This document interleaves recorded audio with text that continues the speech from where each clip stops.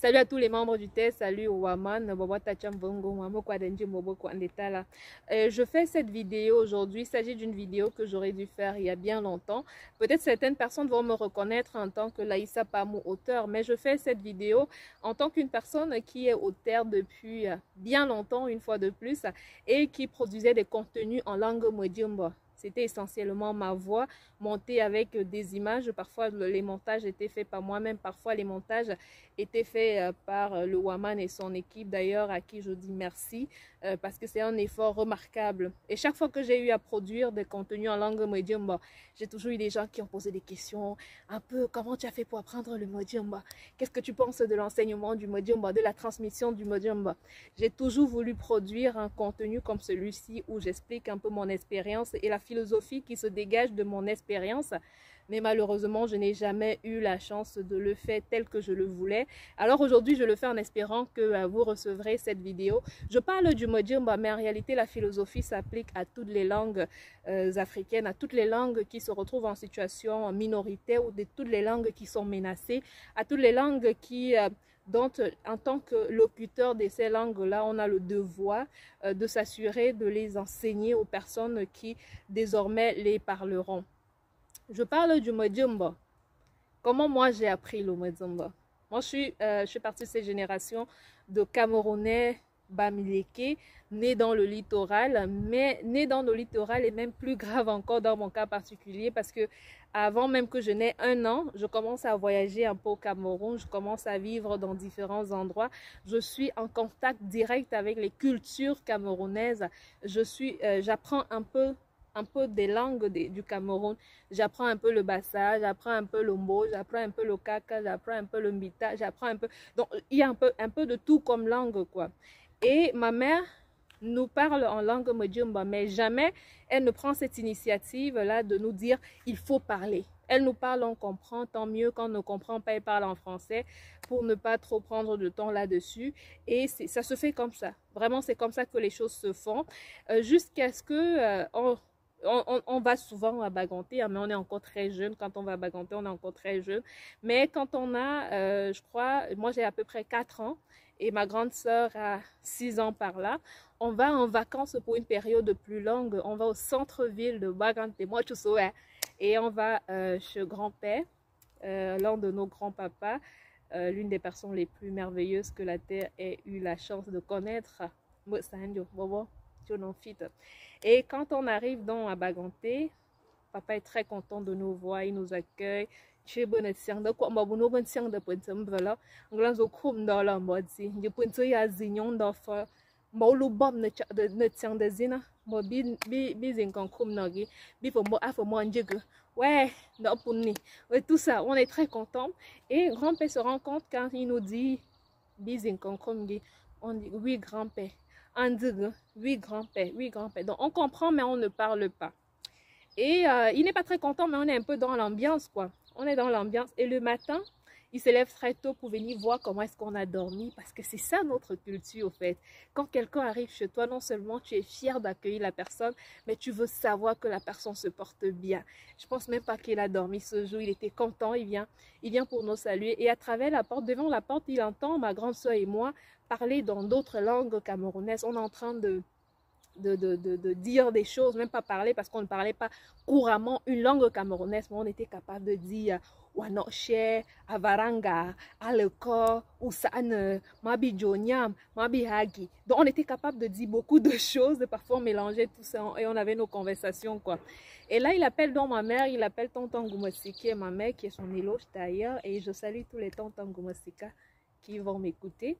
Il appelle ma mère, il dit est-ce que ces enfants parlent le Mojimbo? Ma mère, bonjour, c'est-à-dire qu'elles comprennent. Est-ce qu'ils parlent le ndanda? Le ndanda qui est le roi maintenant pour Ngengak? Elles comprennent pareil. Est-ce qu'ils parlent le rose? Pareil, elles ne parlent pas, elles comprennent. Et le soir, parce que maman venait juste nous laisser et repartit. Donc le soir, maman, elle s'en va et tout. Grand-père nous appelle. Toujours très content de nous avoir avec lui. Il nous dit qu'il est très fier. Il est très fier que nous soyons avec lui Je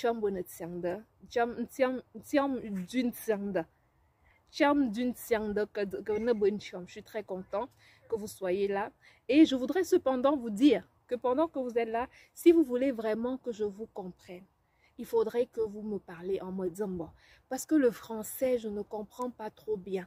Et c'est plus tard que nous saurons qu'en réalité, papa était fonctionnaire, donc il comprenait très bien le français. Il écrivait d'ailleurs très bien.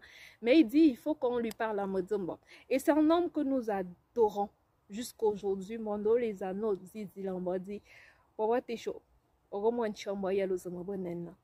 Je savais, et ma soeur aussi le savait, ma soeur est notamment qui est son homonyme, mais un homonyme spécial. Un homonyme, déjà dans la famille, il y a plusieurs homo, mais il y a cet homonyme-là.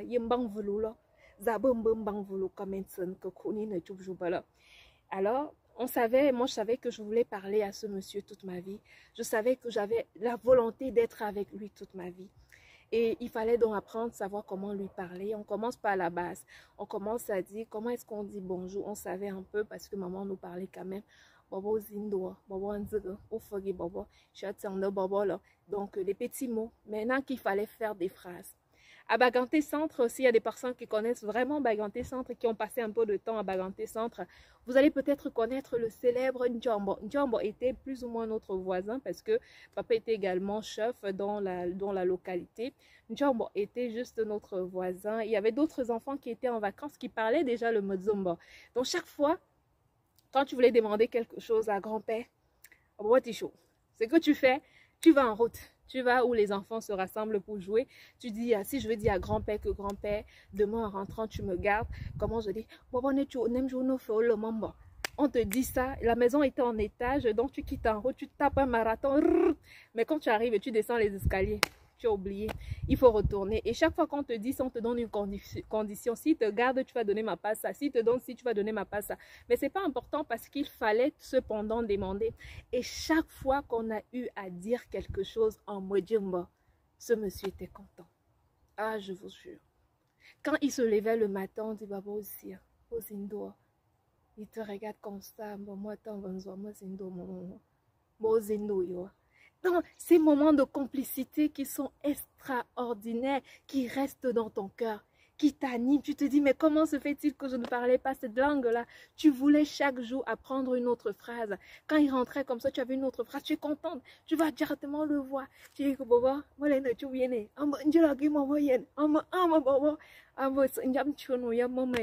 tu es tellement content, ça te remplit de joie. Et c'est vraiment les premières semaines au village, c'était ça. Comme traduction, apprendre des autres enfants. Quand tu joues avec d'autres enfants, tu veux capter les mots. Comment est-ce qu'on dit ça? Comment est-ce qu'on dit aller au marché?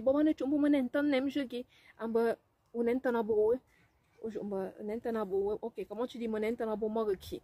Tu vas aller au marché avec qui? Donc, chaque jour, tu voulais, à 5 ans, les enfants ont une mémoire incroyable. Souvent, nous sous-estimons nos enfants. Les enfants sont incroyables. À chaque jour, on apprenait une phrase. Chaque jour, on voulait l'utiliser parce qu'on savait qu'on aimait ce monsieur, parce qu'on savait qu'il nous aimait d'un amour extraordinaire. On voulait lui parler. Et on savait que la meilleure manière de lui parler, c'était à travers le Mojimba. Il fallait absolument qu'on parle le Mojimba. Et quand on a eu la base du Mojimba, quand on a eu le nécessaire, je dis bien en l'espace de 3 semaines et même moins, on a eu le nécessaire, il a donc commencé à nous transmettre le bagage culturel, à nous faire comprendre que le Mojimba, ce n'est pas qu'une langue, c'est un patrimoine qui réside dans nos mains, à nous dire que nos éloges, et c'est d'ailleurs pendant ces vacances-là que j'ai appris à être fière des éloges de ma sœur, qui sont par ailleurs mes éloges, parce que ma mère, évidemment, nous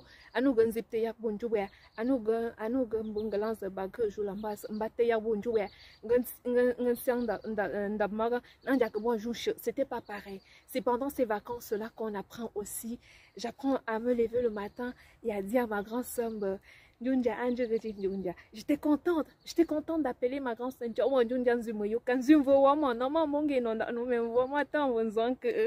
Ouais, c'est pendant ces vacances-là que j'apprends à chérir l'éloge de ma soeur, à être fière de ça, à connaître vraiment que ma mère a tonton Gomosika, molonjou même, attends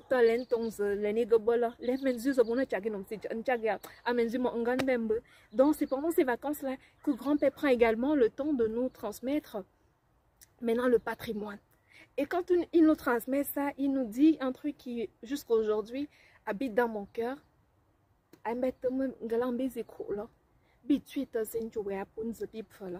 Donc déjà, il nous donne aussi une responsabilité que quand nous serons grands, il faudrait aussi que nous enseignions le Mojimba à nos enfants. Vous voyez? Et tout ceci, je raconte tout ceci pour dire quoi? En ce moment-là, il nous a enseigné, il nous a amené à être fiers de parler le Mojimba. Il nous a fait comprendre qu'il ne s'agit pas seulement d'une langue, il s'agit d'une connexion, il s'agit d'un fil conducteur au sein d'une communauté, il s'agit d'un élément fondamental dans la culture d'un peuple, il s'agit d'un patrimoine dont nous sommes dépositaires et dont nous avons la responsabilité d'assurer la transmission à une autre génération. Et le Mojimba en ce moment est entré dans mon cœur. S'est installé dans mon cœur. Et quand maman est venue nous chercher à la fin des vacances, elle a compris qu'on venait de s'aimer en nous une graine qui devait absolument germer, qui devait donner des fleurs, qui devait être flamboyant. Et depuis cet instant, je n'ai plus jamais eu une conversation uniquement en français avec ma mère. Depuis l'âge de 5 ans, je n'ai plus jamais eu une conversation uniquement en français avec ma mère. Chaque fois, elle a commencé à me dire, bon, et même quand elle a eu à parler en français, elle s'est assurée, elle a commencé à arroser cette fleur que grand-père avait sémée. Elle a commencé à chérir cette fleur que grand-père avait sémée. Et moi, je crois, à partir de cette expérience-là, je crois que la clé pour enseigner une langue à un enfant, la clé pour amener un enfant non seulement à comprendre, à parler, mais à parler dignement avec fierté, c'est l'amour. Avant de vouloir mettre une langue dans le cerveau de votre enfant, rassurez-vous de placer cette langue dans son cœur. Parce que si vous placez cette langue dans une bonne position dans son cœur, croyez-moi, cet enfant ne fera pas que parler votre langue maternelle. Cet enfant parlera votre langue maternelle avec beaucoup de fierté, avec beaucoup de dignité, avec beaucoup d'élégance. Ce n'est pas parce que je suis d'une dé que je dis ça. Mais en tout cas, l'enfant parlera cette langue avec beaucoup, mais quand je dis beaucoup, énormément. Aujourd'hui, grand-père n'est plus, grand-père est décédé avant que je ne quitte le Cameroun. Mais même le jour où grand-père est décédé, je n'ai plus jamais essayé de parler à grand-père en français. Non, moi non me moi dis moi bon comme moi tu vas bon tu vas mali maganen na moi tu vas moi tisho je onen na moi dis mi ono no nen tu moi dis men zo fang no ti challenge mba ulam bang khoya mana se tu bo mo nen na magana lido magana se tu bo u se ba go nen nen ju mo tu mo tu abon bang kho magan bim bu tu abon bang kho mza abola mango ko voit mo bela abon ganta no abon mangalan se ana ombong de tu ma ka bena jola me te ko ne chu commencer mo baba oya ndio onen kanen nage mi onu chu mo go fang yaga baba ti chu ne chu malimfo ne chu baba yen. Et parce qu'il me l'avait enseigné et parce que je voudrais non seulement lui parler à lui, je voudrais parler à toutes les autres personnes parce qu'également j'ai d'autres grands-parents, j'ai d'autres éléments culturels quand ça ne va pas. Quand je dis je veux dire ça en langue medimba parce qu'à chaque fois que je le dis en langue medimba, j'ai le sentiment qu'il y a une connexion qui se crée. Quand maman m'appelle aujourd'hui, où que je sois au bureau, que je sois n'importe où, même que je sois en plein festival, quand je vois mon téléphone sonner, je regarde, je dis quand je regarde le type de conversation que j'ai aujourd'hui avec ma mère, je me dis, si je ne parlais pas la langue medimba, est-ce que j'aurais cette richesse culturelle? Et parce que j'ai cette richesse culturelle, pour rien au monde, je ne voudrais perdre le medimba. Pour rien au monde. Et histoire très drôle, quand je suis arrivée au Canada, il n'y avait pas vraiment de locuteur de Mojimba autour de moi, surtout quand je me retrouvais sur le campus. Au campus, il n'y avait pas des gens qui parlaient le Mojimba en résidence universitaire parce que je voulais préserver mon Mojimba. C'est d'ailleurs en cette période que j'ai commencé à faire des vidéos pour le Waman parce qu'en faisant des vidéos pour le Waman, je pratiquais, je continuais à enrichir mon Mojimba. J'ai regardé toutes les vidéos qui existent sur YouTube en langue Mojimba. J'ai regardé Jésus de Nazareth même 4 fois en langue Mojimba. Ce n'est pas l'histoire qui m'intéresse. Je ne suis pas religieuse, je ne suis pas chrétienne. Mais c'est le simple fait de dire et je ne voulais pas perdre. Et quand je me retrouvais toute seule à la maison, je me faisais des conversations en me disant, bah, believe me, darling, I would talk to myself in Majumba because I don't want, I don't want that language to run away. I know that I'm blessed to have the language. I'm blessed to have my own language, to own it. And I really want to pass it on to my kids. And I want my kids to pass it on to my grandkids. I don't want to be the last person to speak Majumba in my own generation. No, I want our language to get bigger day after day. So I want all the parents, you out there, be committed to teach that language. Try to bring your kids to love the language, to understand that it's more than a language, because a language goes with a culture. You can have a culture without a language. You need a culture to understand that. You need the language, sorry, to understand the culture.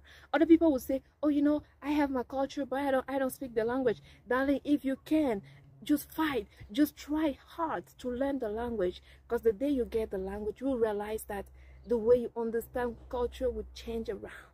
Yes, the day you have the language, you realize that things will be different.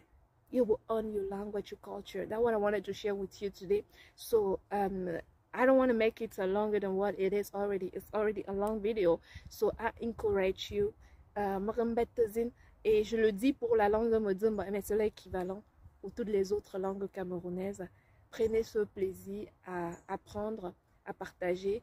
Et félicitations aux personnes comme le Waman qui font un travail remarquable pour encourager cette culture, pour encourager les Camerounais dans leur diversité la plus absolue, à parler leur langue maternelle, en être fiers, à la porter au plus haut niveau, au plus haut sommet. Merci et au revoir à la prochaine.